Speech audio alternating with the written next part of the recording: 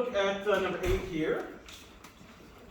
8a, I want to do the partial fraction decomposition of 2x minus 1 over x squared minus 4x plus 4. So, I'm going to need to factor the denominator first. How is that going to factor? Right. It's a perfect square, which means I have non-unique factors. So when I decompose, I'm going to need 2. I'll have a over x minus 2 and b over x minus 2.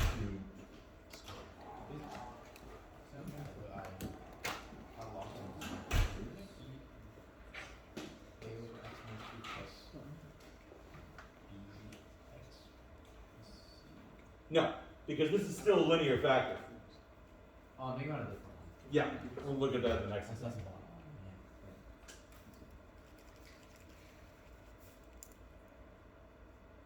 All right. So, in order to figure out what a and b are, I'm going to get a common denominator. Let's call it LCD. And on top of that, what factor is the a over x minus 2 missing? X minus 2. It's missing x minus 2. So I'll multiply one of those, like so. B over x minus 2 squared is missing no factors, so it's just going to be plus b.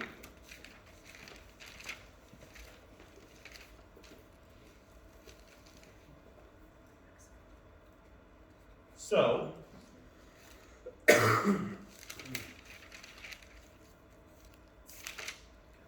I can now say that ax minus 2a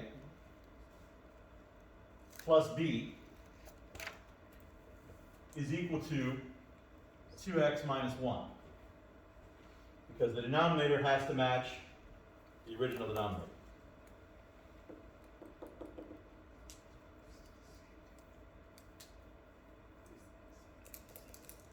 From there, I can use the linear independence of powers of x to separate this into an x equation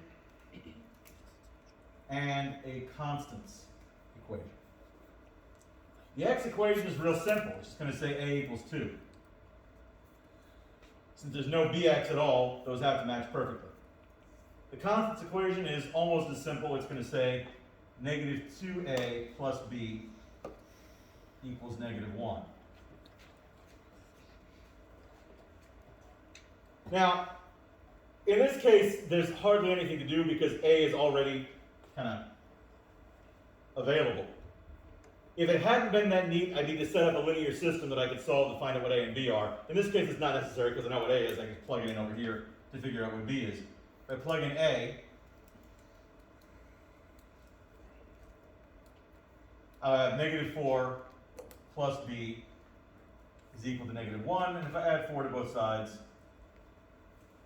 I find that b equals 3.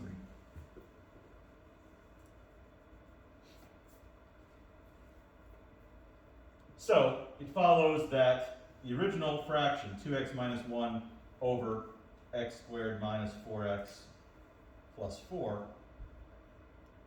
is equal to 2 over x minus 2 plus 3 over x minus 2 squared. And that's the partial fraction.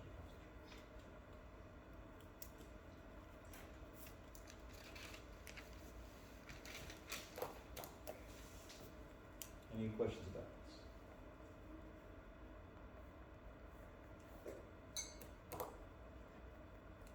Professor, Hmm? you get the a equals 2. Well, the x's have to match.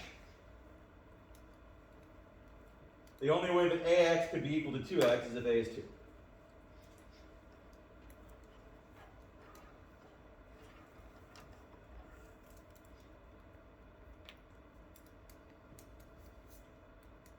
Any other questions about 8a?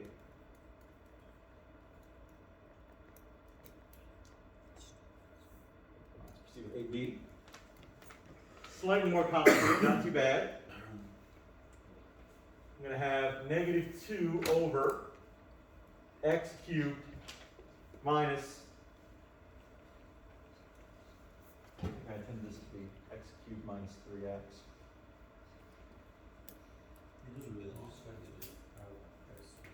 Right, in this case, if I factor x squared, well, I'll do both versions, we have time.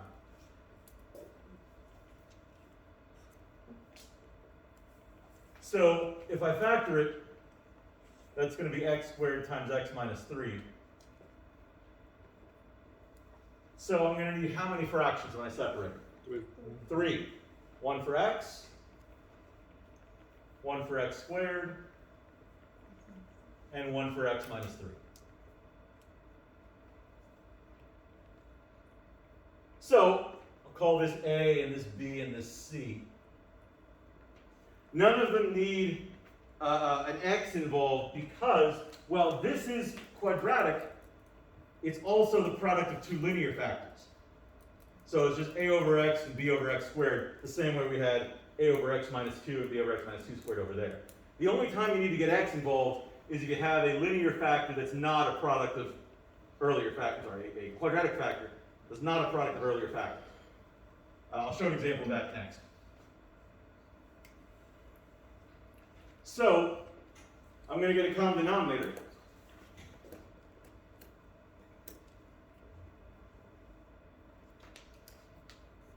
This first fraction will be missing x and x minus 3. The second fraction is only missing x minus 3. And the third fraction is missing x squared. And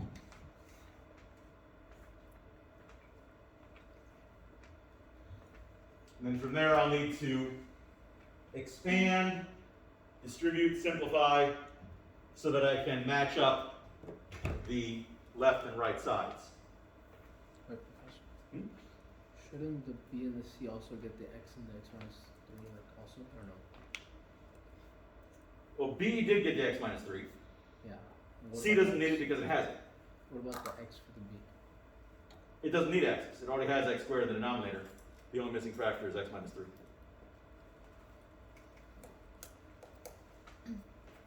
This is the LCD right here. So you need to look at the LCD and see what's missing from each denominator.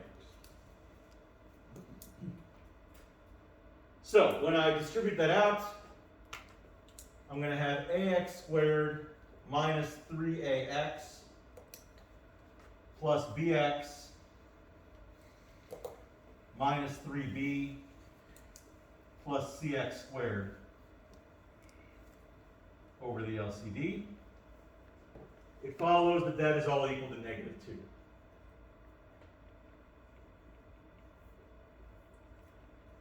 So what would 3b equal to? What's that? What would 3b equal to? Negative 3b is equal to negative 2. That's correct. But I need the others to cancel out. No, but I need ax squared plus cx squared to equal 0, which means a plus c has to equal 0. So I'm going to have x squareds, and I'll write it so that a's, b's, and c's are in columns, so it'll look like a nice linear system. No, actually, let me just remove that. A plus c is going to equal 0. Then I'll look at the x's and I'll say negative 3a plus b is equal to 0. And then looking at the constants, negative 3b is equal to negative 2. That's my linear system that I'll have to solve. Fortunately, there's a lot of gaps that makes this a lot easier than it would otherwise be. Could I row reduce that by making an augmented matrix? Sure, but it's probably easier to just do it more directly. Of course, I can just divide both sides of this by negative 3 and find b right away.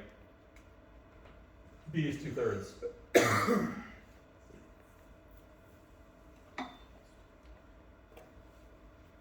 Now that I know what b is, I can substitute that into my AB equation and find a. Negative 3a plus 2/3 is equal to 0. So if I subtract 2/3 from both sides, I find that negative 3a is equal to negative 2/3. If I multiply both sides by negative 1/3,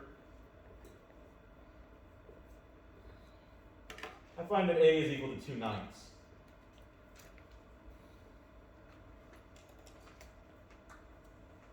Then if I want to find what c is, I'll plug the 2/9 into the AC equation and say, okay, 2/9 plus c is equal to 0. It follows that c equals negative 2/9.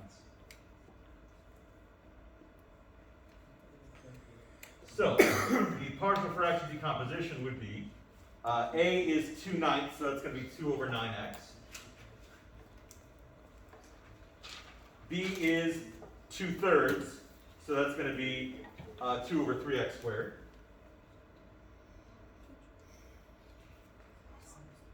And c being negative 2/9 is going to make this minus 2 over 9 times x minus 3.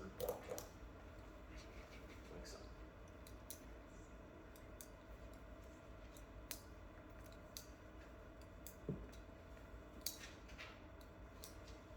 How would I test if that's correct? If I find a common denominator so that I can add all these together, the resulting numerator should cancel out until I have just negative 2 up there. Wouldn't be all that hard, you know, multiply this by 3x minus 3 over 3x minus 3, multiply this by x minus 3 over x minus 3, multiply this by x squared over x squared. Proceed. That should all work just fine. All right, any questions? Would you get mad if you didn't distribute that? Distribute, oh, the 9? Yeah. No, it doesn't matter. It doesn't matter whether you make it 9x minus 27 or just leave it as it is, that's fine. I mean, I wouldn't get mad anyway. I might take off some points if it's not correct, but I only get mad if I can't read it. If I can't read your work, I do get a little upset, but fortunately, you can't see me when I'm grading, so you don't have to deal with that. You don't have to see, you know, the holes I punch in my walls when I'm grading these tests. No, actually, I don't even grade these at home. I just go to the tea shop. No, the tea calms me down. Stress is bad for you. Or it's possible that the belief that stress is bad for you is what's bad for you. Well, there's some research suggesting that people who believe stress is good for them don't actually suffer any negative health effects from stress. Kind of seems that way. Seems really unfair, actually. But Ignorance is bliss. something like that. In this case, yes. If you don't believe that stress is going to harm you, then it seems that stress might not harm you.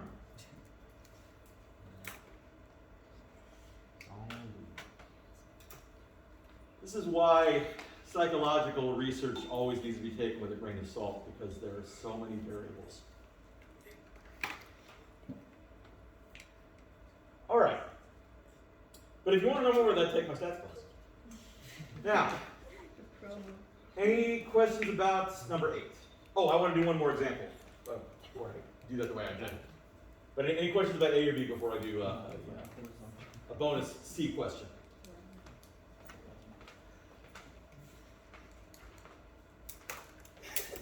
All right, so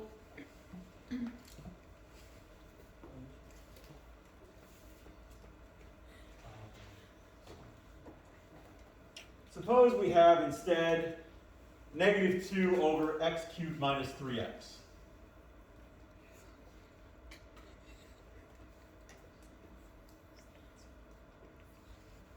I'm going to need to factor the denominator, of course. In this case, all I can do is factor out x. This isn't on the review. This would be 8c if it were. But it demonstrates the nonlinear factor in the denominator, which I didn't have an example on the review demonstrating that. So, since you might see it on the test, I figured I'd show you an example. When I decompose, I'm going to have a over x but then I'm going to have bx plus c over x squared minus 3. Now, can you factor x squared minus 3? Yes. It's just if you factor it, you get x minus the square root of 3 and x plus the square root of 3, which is probably a little bit more work than we wanted to do. I would accept that if you want to do it that way. It's probably harder than this approach, but I'm not going to tell you it's wrong.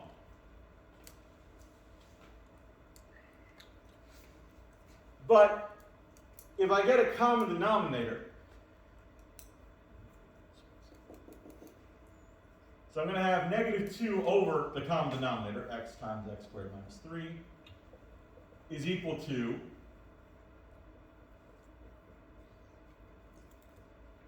a times x squared minus 3 plus bx plus c times x. So I just need to distribute some stuff. I get ax squared minus 3a plus bx squared plus cx over the same denominator.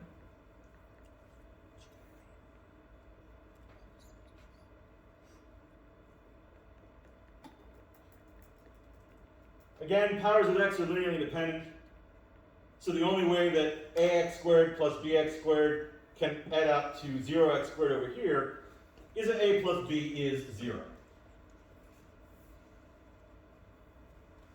Space for c there. Likewise on the x's, c has got to be 0. Because that's the only x term over there, there's no x term over here. That has to be how that works. And lastly, negative 3a is equal to negative 2. So, knowing that c is 0, furthermore, c doesn't even show up in the other equation, so I can just ignore it. And that's the thing, I mentioned this in the previous example of this. I don't know whether any of these are necessary. I won't know until I set up my linear system. I have to include them because they might be necessary. It turned out c was unnecessary. But I didn't know that until I got to this stage. A is again 2/3. So when I plug that into the top equation, I'll have 2/3 plus b equals 0, which means that b is negative 2/3.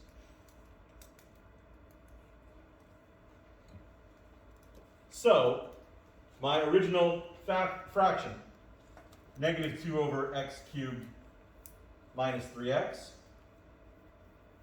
we decompose to 2 over 3x minus 2x over x squared minus 3.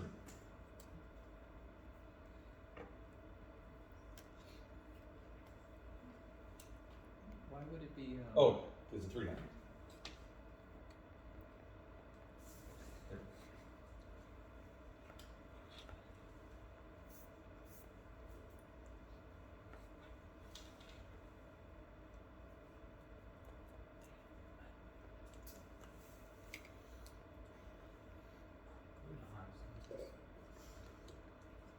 Oh, that's not bad. You can always just skip questions if you want to. That's not bad. You can not have whatever you want on the test. You can just skip the whole test if you want to. I mean, No, they're gonna- you'll get a 0, but So then I don't have well, what I'm saying is you're an adult, and you can make whatever choices you want.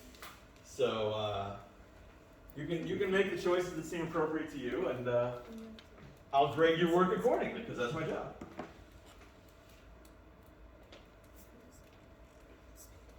All right.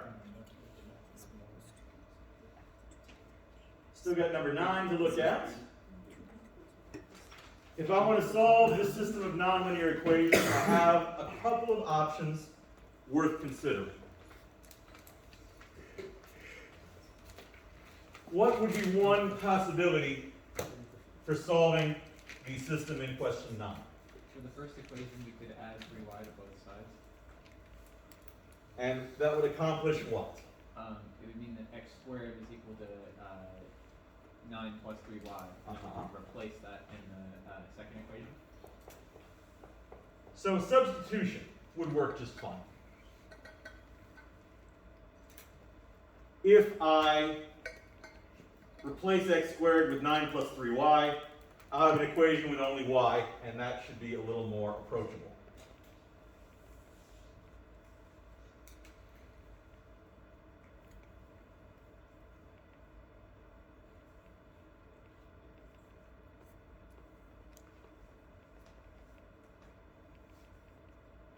What will be another possibility? So multiply the first one by -4, add that down. Right. If I multiply the top equation by -4 all the way across, and then add the two equations, the x squareds will cancel each other out, and I'll have just an equation in y. I should get basically the same result. In fact, they should look very similar in this case. But either one of those is fine. Elimination isn't always viable at all. Sometimes there's just no way to use elimination. But when it's available, it's fine.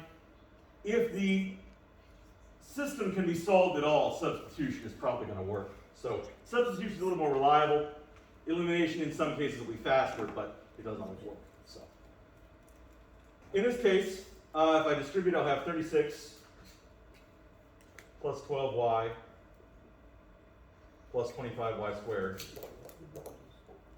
equals 100.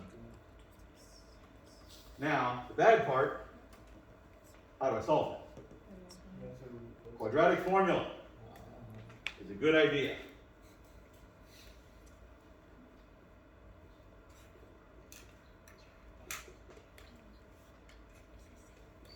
It's true completing the square would work, but basically the quadratic formula is a shortcut.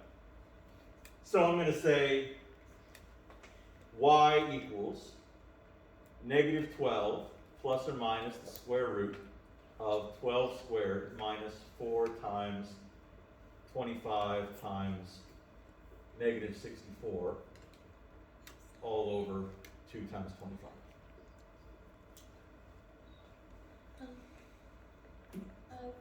Could we also factor it as 16 and 4? Maybe. Like 25 and 1. It may be factorable. It's not impossible. Not all quadratic expressions can be factored, and the ones that can be, the quadratic formula will still show you the correct result. In this case, basically, if you can't see how to factor something in less than 5 seconds, you're better off going to a quadratic formula, because it'll still work, and the amount of time you lose trying to figure out if you even can factor, let alone what the factoring is going to be, is probably no more than the quadratic formula would take. So this is going to be -12 plus or minus the square root of 144 plus 6,400, 50 is equal to -12 plus or minus the square root of 6544. The ultimate question is that a perfect square? I don't think it is, but yeah, if it were, then yes, you could factor. But I don't think it is. Yeah, so not a perfect square, which means, can you reduce this? Maybe. 6544 is probably a multiple of 4, so I could pull out a 2 and have that a little bit neater. I have 4 root 409. You say 409? Like 4 and then root 409. Oh, so it's multiple of 16. Yeah.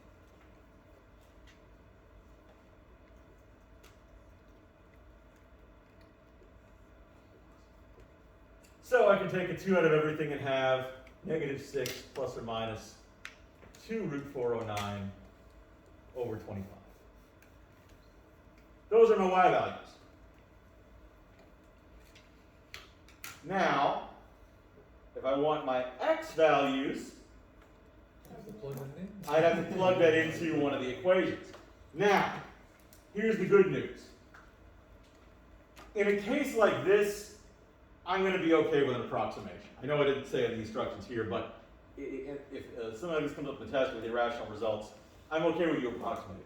So, you want to approximate your y values very carefully, and then you can plug the approximate ones into the equation, it'll probably be a little easier.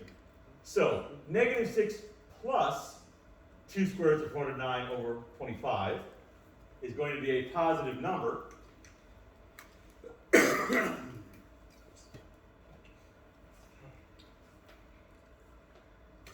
have 34.447. You want the whole thing or what do you want? I'm going to say, I think it should be smaller than that. Negative 6 plus root. Oh, I didn't divide Yeah, that's kind of. it. It's 1.388. Yeah. I would go to 1.378, minimum 3 decimal places. But again, I'll be a little more clear on the test. Here's the thing.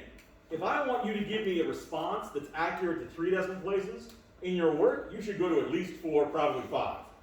Because you can't get decimal places back after you've thrown them away. You can always keep more than you need. That'll keep your rounding error from getting compounded too badly. Because when you calculate based on something you rounded, the error gets bigger and bigger. To keep your error under control, you want to be as precise as possible. I got 1.858.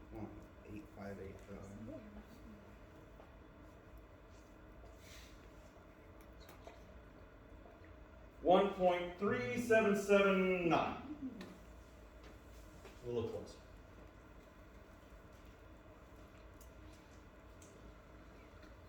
Now for the other one, of course, you subtract. So,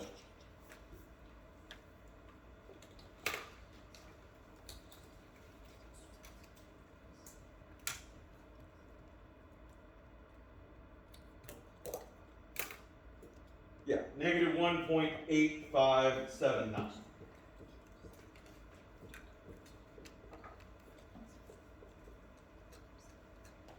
So, how can I find the value of x now that I know those? Plug it in where? You can use either equation. Probably a little easier to use the first one. It's just simpler. I'm actually going to start from here, although, I mean, realistically, we should go all the way back, but this isn't long. So, I'm going to say that x is plus or minus the square root of 9 plus 3y. So, is it possible for y to be negative at all? Of course it is. As long as it's not very negative. Y couldn't be negative 10, for example. Because if I plugged in a negative 10, I'd be taking the square root of a negative number. We're not going outside of the real numbers. But negative 1.8579 does not pose a problem, because when I multiply by 3 and then add 9, I do get a positive result.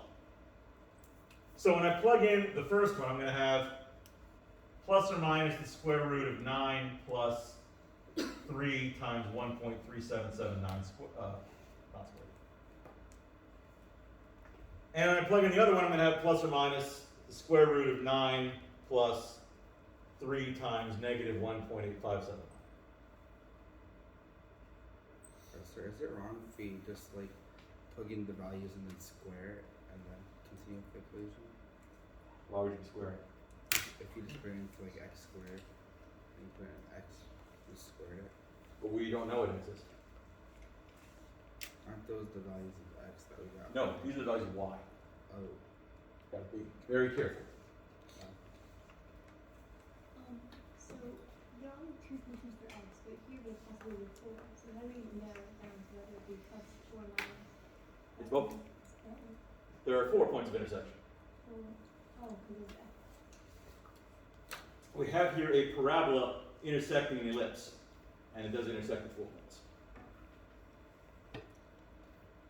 So, you go. If I take 9 plus 3 times 1.3779, and I take that square rooted, I get 3.624.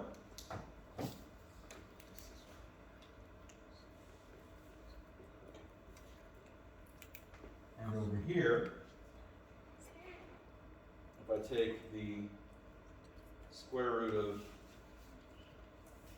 9 minus 3 times 1.8579, I get 1.851.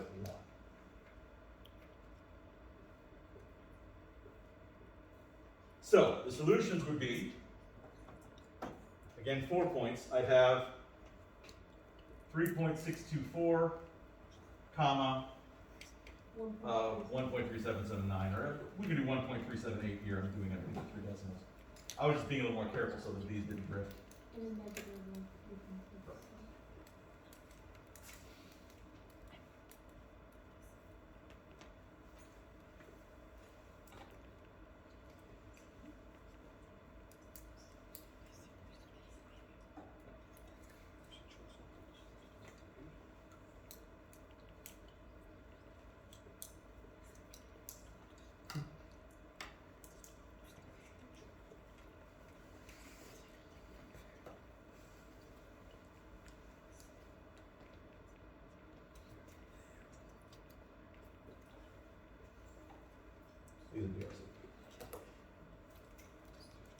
So you see, approximating doesn't necessarily make it easy to work with, but it does make it probably a little easier than. Professor, on WebAssign it says like list it from the smallest x value. To I don't care about that at all. Okay. Yeah, that's a WebAssign port because WebAssign is dumb. Just put it in any combination that's not. Yes, very whatever difficult. order you find them in, as long as they're correct, it's okay. Yeah. It's easy to forget, especially as AI is allegedly making advances, that computers aren't smart, they can't think, they have to have very carefully written programs for them to do anything, and they can't deviate from programming. So, let's just see what this looks like. So I've got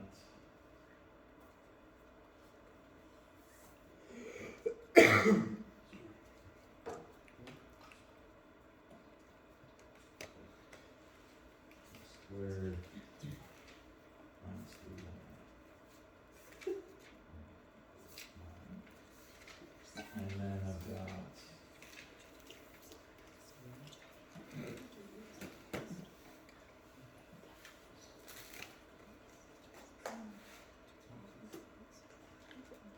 here we go.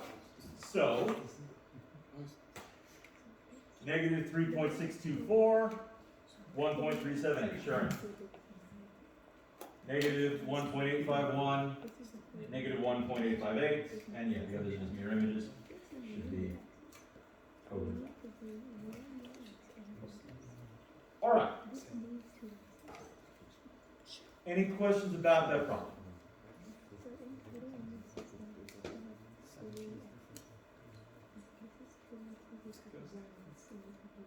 No? Any other questions about the test? John? No cards still out there. No card, yeah.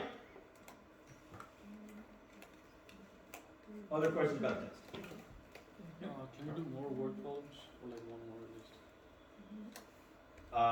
least? What did you have in mind? I don't know. Just for practice. I mean, if there are word problems in the test, they'll be in the exact format that you see on the review, Okay. just different numbers, so. All right. No.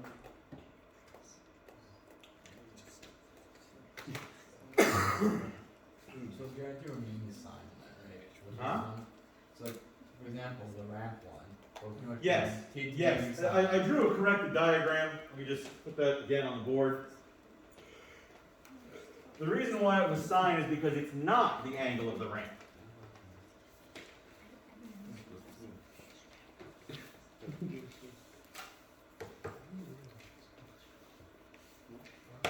Angle of the car.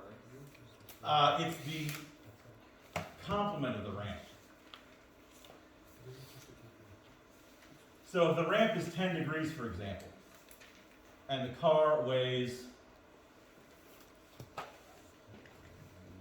yeah, we'll just say 1,000 kilograms. In which case I'll make the angle 8 degrees, just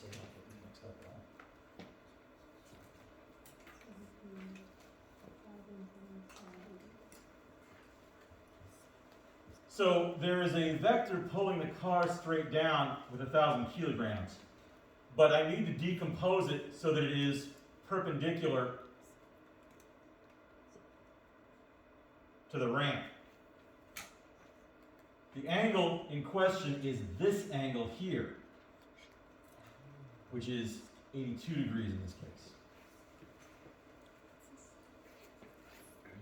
So the component here would be 1,000 times the cosine of 82 degrees.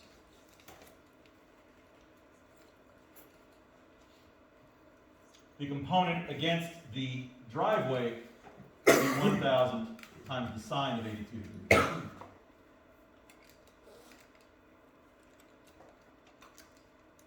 It's right here or it's 82. Because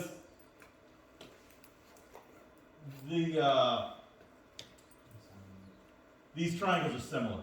The triangle here and the triangle down here. In other words, this is 8 degrees.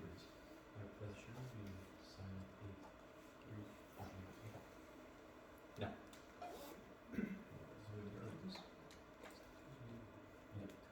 Yes, but this is the force down the driveway. This is the answer I was looking for. I wasn't looking for this. No. If you use the sine of 8 degrees, it's the same. Oh, okay. I don't understand why you would even take this route. So you said you first want to make a line that's perpendicular to that original vector line that comes down. No. This dotted line here is perpendicular to the ramp. Okay. But what in the problem would make you think to do it? Well, you need to decompose the force of gravity to orthogonal vectors. These orthogonal vectors, one of them should be parallel to the ramp and the other one should be perpendicular to the ramp. In other words, you can take the vector component of the gravity vector along the direction of the ramp, which is this distance here. Or up here, you can look at it as this distance here. That angle's 8 or 8? 8 degrees.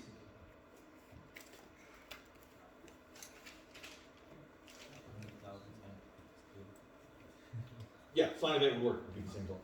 So the answer that we found, it just shows how much force the car is putting on the driveway, right? No, this is the force against the driveway. Oh. This is the force down the driveway. In Oh. other words, rolling. Oh, I see. So the brake has to exert this much force to stop the car from rolling.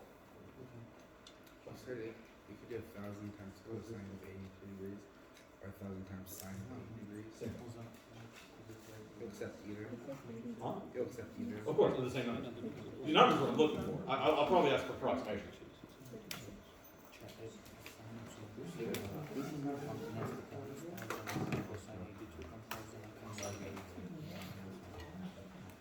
It is somewhat satisfying to actually have set it correct. All right. So then I guess I'll let you go. We do have office hours after class, but again, office hours will be in this room from now on. I'm not going to bother going downstairs. If you don't have any further questions, take your I'll see you tomorrow morning. Otherwise, stick around.